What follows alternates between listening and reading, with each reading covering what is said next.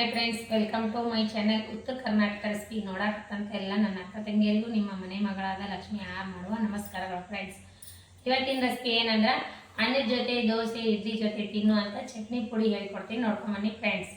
ನೋಡ್ರಿ, ಇಂಗ್ರೀಡಿಯೆಂಟ್ಸು: ಹಸಿ ಕರಿಬೇವು, ಆಮೇಲೆ ಕೊಬ್ಬರಿ ಪೌಡ್ರ್, ಕಡಲೆಬೇಳೆ, ಪುಟಾಣಿ, ಉದ್ದಿನಬೇಳೆ, ಎಳ್ಳು, ಕೊಬ್ಬರಿ ಪೌಡರ್, ಜೀರಿಗೆ, ಹಿಂಗಿನ ಪೌಡ್ರು, ರುಚಿಗೆ ತಕ್ಕಷ್ಟು ಉಪ್ಪು, ಅರಿಶಿನ ಪೌಡರು, ಬೆಳ್ಳುಳ್ಳಿ, ಬೆಲ್ಲ, ಹುಣಸೆಕಾಯಿ, ಆಮೇಲೆ ಒಣ ಮೆಣಸಿನ್ಕಾಯಿ. ಇವಾಗ ನೋಡ್ರಿ, ಒಂದು ಫ್ಯಾನ್ ಇಟ್ಕೊಂಡಿನಿ. ಇದಕ್ಕೆ ಕಡಲೆಬೇಳೆ ಹಾಕಿ ಹುರ್ಕೊಳ್ಳಿ. ಚೂರು ಎಣ್ಣೆ ಹಾಕಿ, 1 ಸ್ಪೂನ್ ಎಣ್ಣೆ ಹಾಕಿ, ಸ್ವಲ್ಪ ಎಣ್ಣೆ.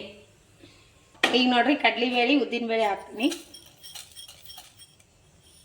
ಉದ್ದಿನಬೇಳೆ ಕಡಲೆಬೇಳೆ ಹುರ್ಕೊಂಡು ಇದಕ್ಕೆ ಪುಟಾಣಿ ಹಾಕ್ತೀವಿ. ಪುಟಾಣಿ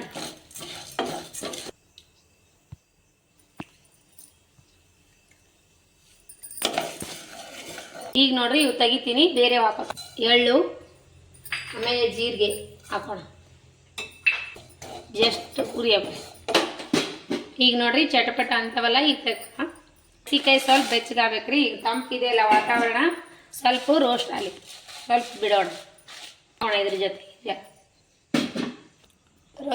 ನೋಡ್ರಿ, ಈ ರೀತಿ ಮೆಣಸಿಕಾಯಿ ಹುರ್ಕೊಂಡಿವಲ್ಲ, ಫಸ್ಟ್ ಮೆಣಸಿಕಾಯಿ ಉಪ್ಪು ಕರಿಬೇವು ಹಾಕಿ ಮಿಕ್ಸಿ ಮಾಡಿಕೊಂಡು ಆಮೇಲೆಲ್ಲ ಹಾಕ್ಕೊಂಡು. ಈಗ ನೋಡ್ರಿ, ಮೆಣಸಿಕಾಯಿ ರುಬ್ಕೊಂಡಿನಲ್ಲ, ಇವೆಲ್ಲ ಹಾಕೋಣ.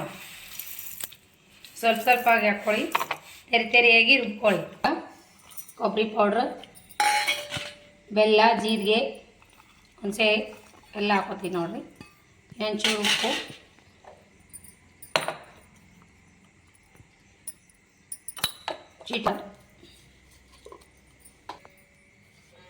ನೋಡ್ರಿ, ಚಟ್ನಿ ಸೂಪರಾಗಿ ಬಂದಿದೆ. ನೋಡ್ರಿ, ಈ ರೀತಿ ಸ್ವಲ್ಪ ತೆರಿಯಾಗಿ ರುಬ್ಕೋಬೇಕು. ಮಸ್ತ್ ಆಗ್ಯದ.